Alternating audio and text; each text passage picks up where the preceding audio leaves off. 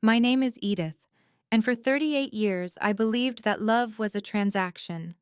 I believed it was something you purchased with obedience maintained with silence, and eventually, if you were lucky, redeemed for a scrap of affection. 5 years ago, sitting in my corner office overlooking the gray, steel-capped waves of Lake Michigan, I learned that my account was overdrawn. My mother called me 3 days before Christmas and said 7 words that dismantled my entire understanding of lineage and loyalty. Don't come home for Christmas this year. There was no hesitation in her voice, no tremor of regret, just the flat, icy delivery of a woman canceling a dinner reservation she no longer needed. I remember the moment with crystalline clarity. It was December 22nd. The Chicago skyline was disappearing into a swirl of white snow, and my desk was piled high with year-end financial reports. I was a chief financial officer for a mid-sized logistics firm, a position I had clawed my way up to, hoping that CFO was a title impressive enough to finally make my father Franklin look at me with pride. I had already purchased my ticket to fly home to Connecticut. I had wrapped the cashmere scarves for my mother Priscilla and the expensive golf clubs for my father. I was ready to play the role I had played for nearly 4 decades, the dutiful, successful, overcompensating daughter. When my private line rang and Mother flashed on the screen, I answered with a smile I didn't feel. "Hello, Mother. I was just checking my flight status for—" "Edith, stop." Priscilla cut me off. "That's what I'm calling about. Don't come home for Christmas this year."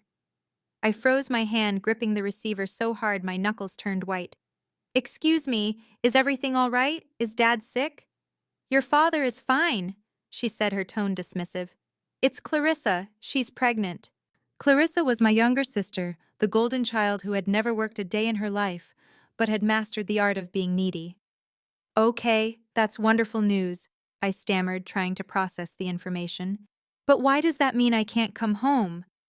Priscilla sighed, a sharp exhale that sounded like static on the line. "Because Edith, you know how you are. You take up so much space. Your career, your suits, your stories about the city. It's intimidating. Clarissa is fragile right now. She wants to announce her pregnancy on Christmas morning, and she doesn't want to compete with you. She thinks if you're there, everyone will be asking about your promotion and she'll feel overshadowed." I stared at my reflection in the office window. Overshadowed mother. I wasn't going to talk about work. I just wanted to see my family. "It's not just what you say, Edith. It's who you are," Priscilla said, her voice hardening. "You're too much. You make Clarissa feel inadequate just by sitting in the room. We discussed it as a family and we decided it's best if you stay in Chicago. We want a peaceful holiday, a family holiday." "A family holiday?" I repeated the words, tasting like ash. "Without me?" "Don't be dramatic," she snapped. "Send the gifts if you want. We'll see you at Easter maybe, if things settle down." She hung up. She didn't say, "I love you." She didn't say, "I'm sorry." She just severed the connection. I sat in my ergonomic leather chair, surrounded by awards and accolades, in a tailored suit that cost more than my first car, and I had never felt smaller. The realization hit me slowly, like the rising tide of the freezing lake outside. They hadn't just uninvited me from dinner. They had uninvited me from the family. For years I had been the bank, the problem solver, the trophy they bragged about to neighbors but didn't want to actually talk to. Now that Clarissa was providing the ultimate prize, a grandchild, my utility had expired. I didn't cry. I was too stunned to cry. I simply placed the phone back on the receiver. I looked at the plane ticket on my screen and hit cancel. I looked at the pile of wrapped gifts in the corner of my office. I called my assistant and told her to donate them to the office charity drive. If I wasn't welcome, neither was my money. I spent the next 2 days in a fog, working mechanically, trying to ignore the hollow ache in my chest. By Christmas morning, the silence in my penthouse apartment was deafening. I couldn't stay there. I couldn't sit in the quiet and let the rejection consume me. I had to go somewhere where there was noise, where there was life, even if I was just a spectator. The Drake Hotel has always been a Chicago institution, a place of heavy velvet drapes, polished mahogany, and the kind of old-world grandeur that makes you feel like you've stepped back into the 1920s. On Christmas Day, their Palm Court serves a holiday luncheon that is legendary in the city. I didn't have a reservation, but the maitre d', a man I had tipped generously over the years during business dinners, took pity on me. He found me a small table at two-top, tucked near a large pillar slightly obscured, but with a view of the magnificent 20-foot Christmas tree in the center of the room. The room was alive with the hum of expensive joy. Crystal glasses clinked silverware scraped against fine china, and a harpist played Silent Night in the corner. Everywhere I looked, I saw what I was supposed to have. Families. There were grandfathers in tweed jackets cutting meat for toddlers. Mothers in red silk dresses laughing at their husbands' jokes. It was a pageant of belonging, and I was the ghost watching from the wings. I ordered the prix menu and a glass of champagne, determined to get through the meal with my dignity intact. I opened a biography of Eleanor Roosevelt, and tried to read using the pages as a shield against the pitying glances of the waitstaff. Richard, honestly, if you tell that story about the sailboat one more time, I'm going to divorce you. And I've been dead set against divorce for 40 years. The voice came from the large round table directly to my right. It was a warm, resonant, authoritative female voice. I peeked over the top of my book. The table was occupied by 5 people who looked like a portrait of American aristocracy. At the head sat a woman who must have been in her late 60s, wearing a forest green cashmere sweater and a string of pearls that looked heavy enough to anchor a ship. She had silver hair cut in a sharp chic bob and eyes that were currently sparkling with amusement. Next to her was a man, presumably Richard, who was laughing heartily. "Cordelia, my love, it's a classic. The boys love it." "The boys have heard it since they were in diapers, Dad," said a younger man, perhaps close to my age. He had dark hair, thick-rimmed glasses, and a serious face that softened when he looked at his parents. "Let him tell it, Benedict," another young man said. "It gives Mom a chance to roll her eyes, which is her favorite cardio." The table erupted in laughter. It wasn't polite, stifled laughter. It was loud, messy, genuine laughter. They touched each other's arms. They stole bread rolls from each other's plates. They were everything my family was not. My family dinners were stiff affairs where we discussed the weather and the stock market, and silence was preferable to honesty. This family seemed to speak in a shorthand of affection. I tried to focus on my book, but the words swam. A lump formed in my throat, hot and painful. I took a sip of water, trying to wash it down, but my hand trembled. A single tear escaped, splashing onto the rim of my water glass. I quickly wiped my cheek with the linen napkin, mortified. "Excuse me, dear." I froze. The woman Cordelia was looking at me. She wasn't looking at me with the pity I had seen from the hostess. She was looking at me with an intense, curious assessment. "I'm sorry," I said, my voice tight. "Is my reading bothering you?" "Not at all," she said. She turned her chair slightly to face me. "But it is Christmas Day, and while Eleanor Roosevelt is excellent company, she is notoriously terrible at passing the cranberry sauce. Are you waiting for someone?" I hesitated. The lie was right there on my tongue. Yes, they're running late. Yes, my husband is parking the car. But looking into this woman's sharp, intelligent eyes, I found I couldn't lie. "No," I said softly. "Just me." "Well, that's unacceptable," the man Richard boomed. He had a kind face weathered by sun and laughter. "Cordelia, tell her it's unacceptable." "It is," Cordelia declared. She gestured to the empty chair between herself and the serious-looking son, Benedict. "We have an extra seat because our youngest Julian is stuck in London due to snow. It's a terrible waste of a good chair. Won't you join us?" "Oh, I couldn't," I protested, my face heating up.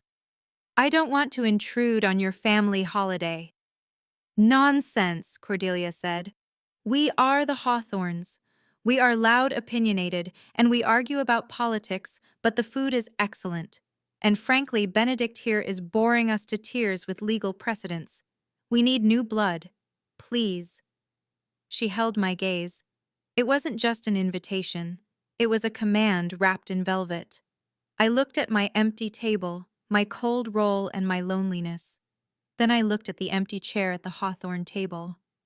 "I'm Edith," I said, standing up on shaky legs. "Hello, Edith." Cordelia smiled, and it felt like the sun coming out. "I'm Cordelia. This is my husband Arthur. Don't listen to his sailing stories, and my sons Benedict and Philip. Come, sit."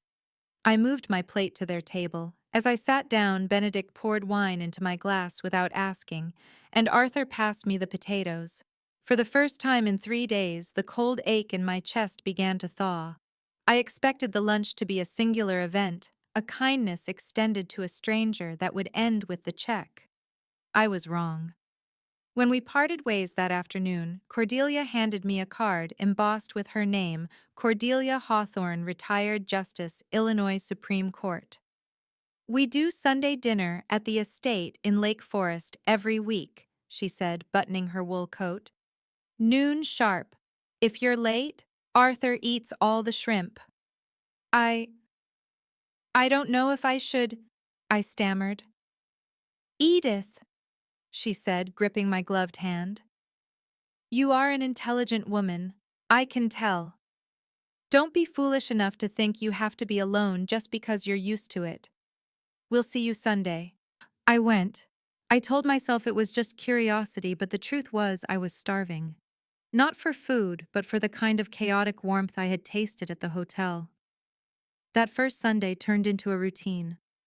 The winter months of January and February, usually the bleakest in Chicago, became a season of awakening for me.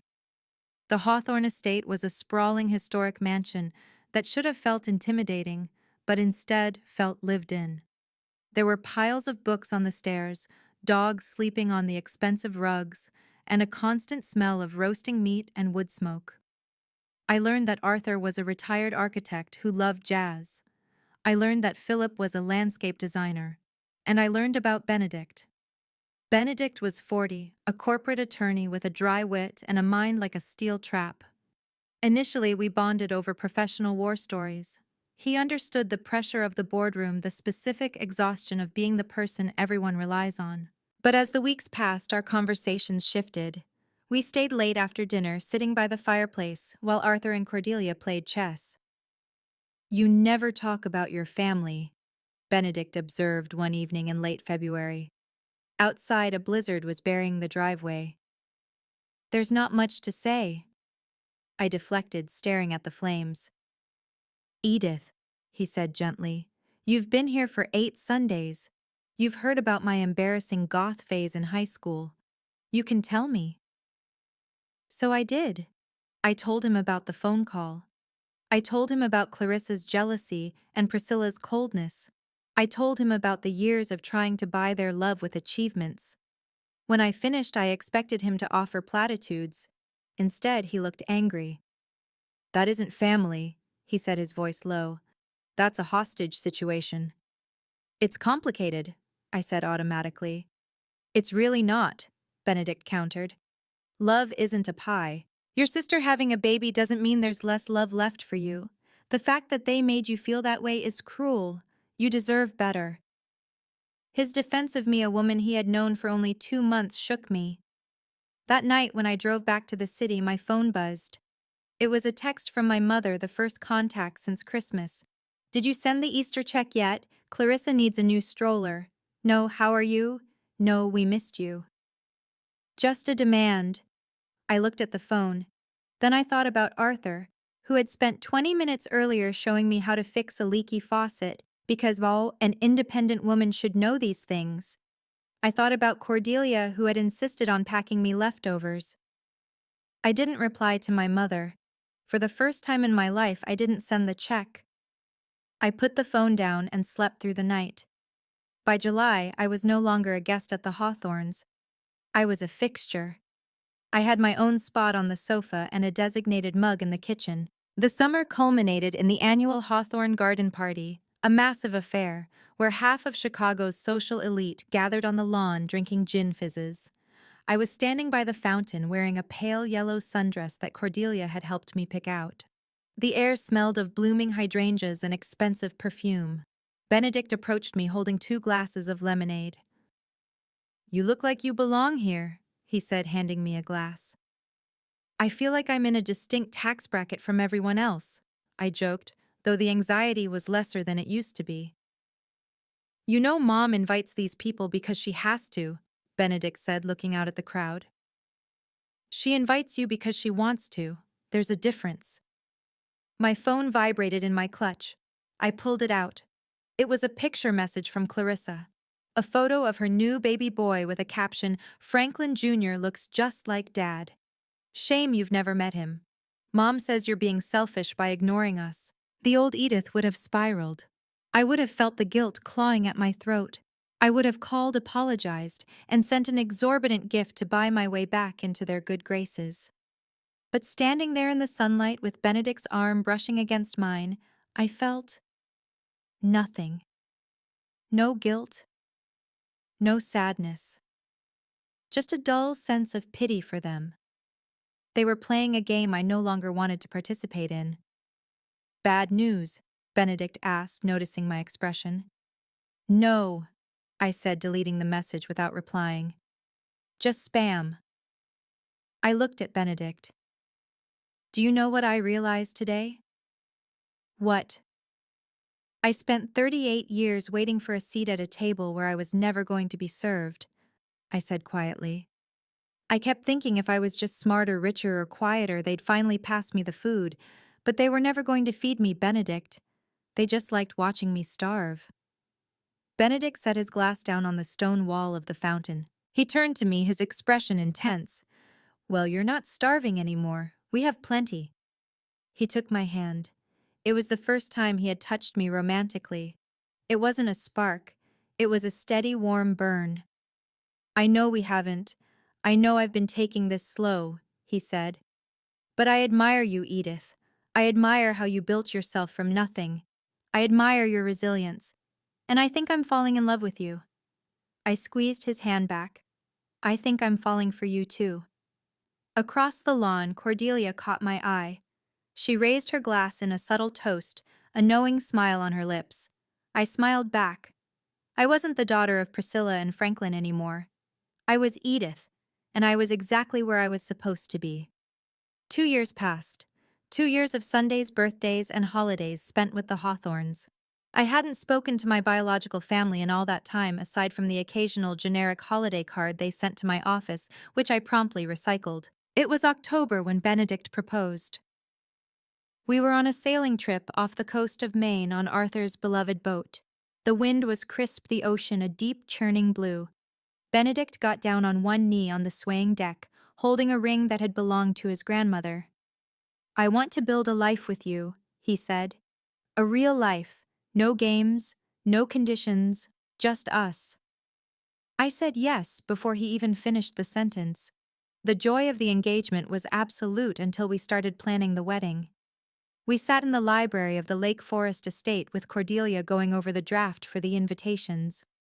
Formal invitations require the names of the parents, Cordelia said, her pen hovering over the paper. Traditionally, it's Mr. and Mrs. So-and-so request the honor of your presence at the marriage of their daughter. I went silent. The thought of putting Franklin and Priscilla's names on the invitation made me physically ill. They hadn't earned this. They didn't know the man I was marrying. They didn't know me. I can't put them on there, I whispered. But if I leave it blank, it looks incomplete. Cordelia set her pen down. She looked at Arthur, then at Benedict.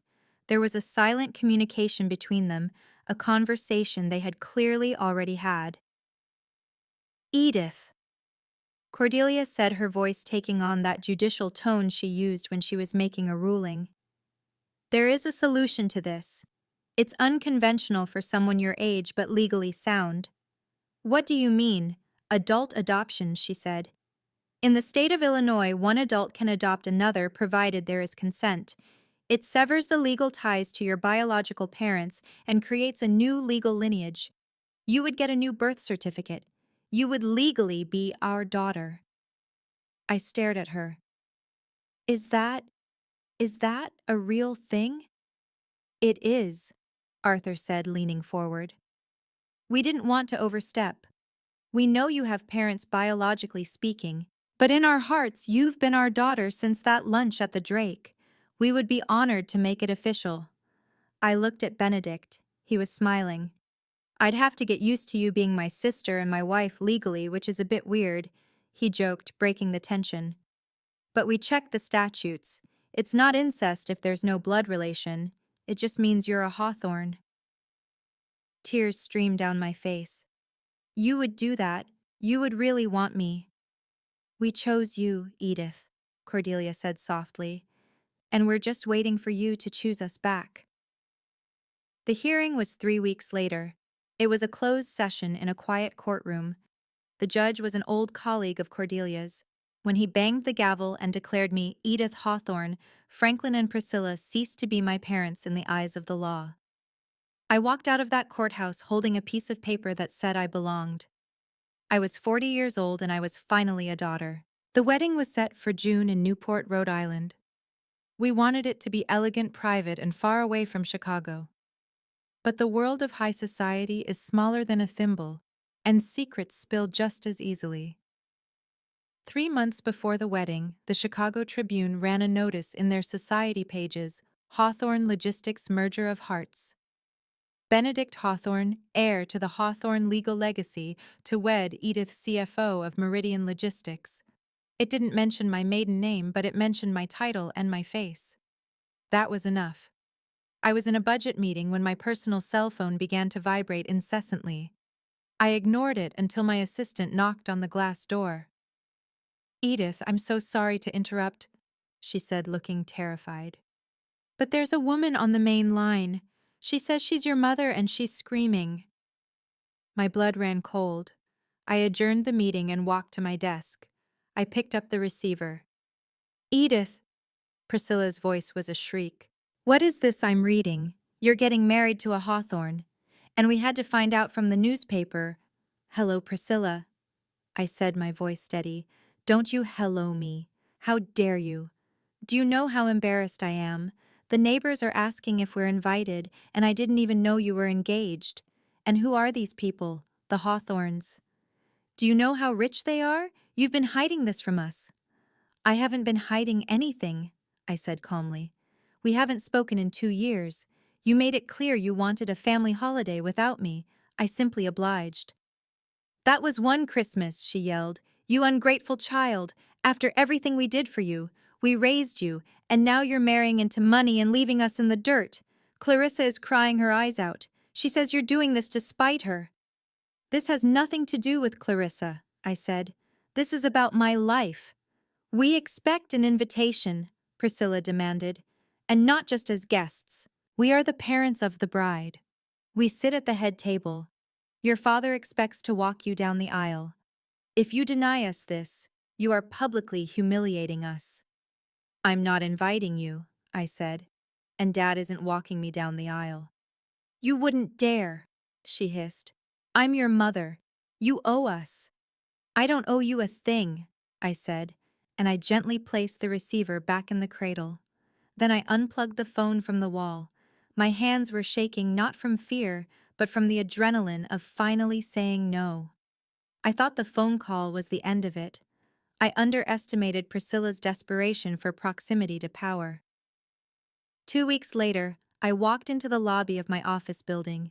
The security guard, a nice man named Earl, gave me a worried look. "Ms. Hawthorne," he said, "I had already changed my name professionally. There's a lady waiting for you over by the elevators. She says she's your mom. I couldn't make her leave because she's not causing a disturbance, but—" "Yes, sir." I looked toward the elevators. Priscilla stood there. She was wearing her best fur coat, looking out of place in the modern glass-walled lobby. She looked older, her face pinched with bitterness. I walked over to her. "What are you doing here?" "I came to talk sense into you," she said, clutching her purse. "You've blocked our numbers. You returned the letters." "Because I have nothing to say to you." "Edith, be reasonable," she said, her voice dropping to a conspiratorial whisper. "I looked up this Benedict. His family is worth millions. Do you really think they love you? They're using you. Probably for your financial expertise. You're a novelty to them. But we are your blood. Blood is thicker than water. I laughed, a dry, humorless sound. You know, people always get that quote wrong. The full saying is, the blood of the covenant is thicker than the water of the womb. It means the bonds we choose are stronger than the ones we inherit. Priscilla's eyes narrowed. Don't quote literature at me. I'm here to tell you that if you don't invite us, we will tell everyone what a horrible daughter you are. We will tell them how you abandoned your pregnant sister, how you ignored your aging parents. Go ahead, I said. Tell them. The people who matter to me know the truth.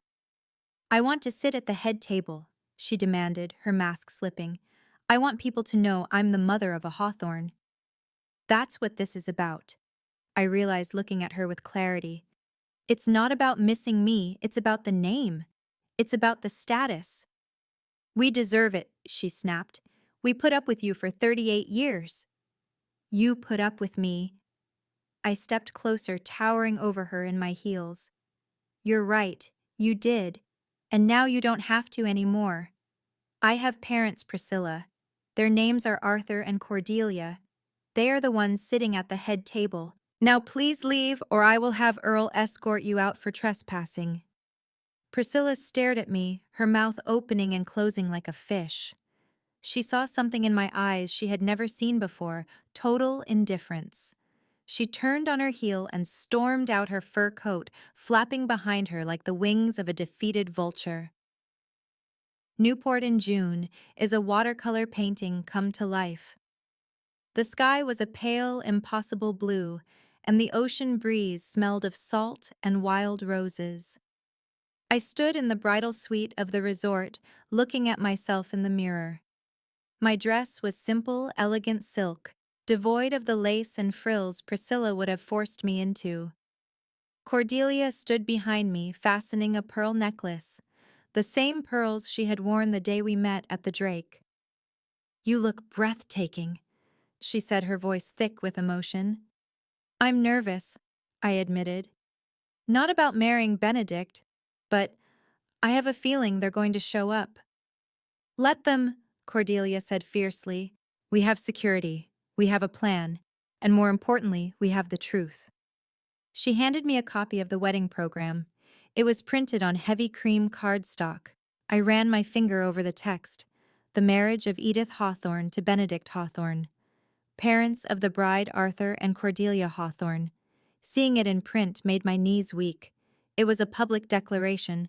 I wasn't just marrying a Hawthorne. I was one. Are you ready? Cordelia asked. I am. Arthur was waiting outside the door. He looked distinguished in his tuxedo. When he saw me, his eyes watered. Edith, he said, it is the greatest honor of my life to walk you down this aisle. The honor is mine, Dad, I said, and I meant it. The ceremony was held on a cliff overlooking the Atlantic. As I walked down the aisle on Arthur's arm, I didn't look for ghosts. I looked at Benedict, who was watching me with a look of pure, unadulterated adoration. I looked at the guests, friends, colleagues, the extended Hawthorne clan, who were smiling with genuine joy. When the officiant asked, "Who gives this woman to be married?" Arthur's voice rang out clear and strong over the sound of the waves. Her mother and I do. It was the most beautiful sound I had ever heard. The reception was held in a massive white tent on the lawn. Champagne flowed, a jazz band played, and the atmosphere was electric. We were an hour into the party, just about to start the toasts, when I saw a commotion near the entrance. Two figures were arguing with the security team. Even from a distance, I recognized the aggressive posture of my father Franklin and the frantic gestures of Priscilla. They were dressed in formal wear, Priscilla in a sequined gown that was far too loud for a daytime wedding. Let them in, I heard Arthur say into his headset. He was standing near the DJ booth. Dad, Benedict asked, stepping to my side. What is he doing? He's handling it, I said, trusting him. Franklin and Priscilla pushed past the guards, straightening their clothes with indignant huffs. They scanned the room, spotted the head table, and began to march toward it. The music stopped. The room fell silent, sensing the tension. Priscilla reached the edge of the dance floor. She spotted me. "Edith!" she called out, putting on a fake, bright smile. "We made it. There was a terrible mix-up with the invitations, but we're here now." She moved to hug me. I took a step back. Arthur stepped between us. He didn't look angry. He looked like a mountain, immovable and ancient. He took the microphone from the MC. "Ladies and gentlemen," Arthur said, his voice calm but amplified to every corner of the tent. "If I could have your attention." Priscilla froze, thinking she was about to be introduced. She preened, smoothing her dress. "We have some uninvited guests today," Arthur continued. He looked directly at Franklin and Priscilla. "These people claim to be Edith's parents." A murmur went through the crowd. "But being a parent is not a biological accident," Arthur said. "It is a job. It is a vow. A vow to protect, to nurture, and to love without condition. 5 years ago, these people broke that vow. They told Edith she was not welcome in their home because she shone too brightly. They discarded her like an unwanted gift." Priscilla's face went white. Franklin looked like he wanted to punch someone but was too cowardly to try. "They threw her away," Arthur said, his voice dropping an octave, shaking with suppressed emotion. "And we caught her. We are the Hawthorns. We know the value of what we hold. Edith is our daughter, legally, emotionally, spiritually, and in this family we protect our own." He turned to the security guards. "Please escort these strangers off the property. They are disrupting my daughter's wedding," Priscilla screamed. "Priscilla, you can't do this. I gave birth to her." "That," Cordelia said, stepping up beside Arthur, "was the only thing you ever did for her, and it wasn't enough." The crowd erupted into applause. It wasn't polite applause. It was a roar of support. Franklin grabbed Priscilla's arm, his face red with humiliation, and dragged her toward the exit. I watched them go. I watched the backs of the people who had haunted my childhood, and as they disappeared through the tent flaps, the ghosts vanished with them. The rest of the night was a blur of joy. I danced with Arthur. I danced with Benedict. I ate cake and laughed until my sides hurt. I didn't think about Franklin and Priscilla again. They were just footnotes in a story that had moved on to a better chapter. 5 years later. I am sitting in the sunroom of our home in Lake Forest. Outside, the leaves are turning gold and crimson. On the rug in front of me, my 3-year-old daughter Eleanor is trying to teach her grandfather Arthur how to play tea party. "No, Grandpa," she scolds gently. "Pinky up." Arthur, the imposing architect who once stared down my biological parents, dutifully lifts his pinky. "My apologies, Princess." Cordelia is on the sofa next to me, knitting a scarf. Benedict is in the kitchen making lunch. The house is noisy. It is chaotic. It is full of love that is freely given, never earned. I think back to that woman sitting alone in the Drake Hotel crying into a napkin.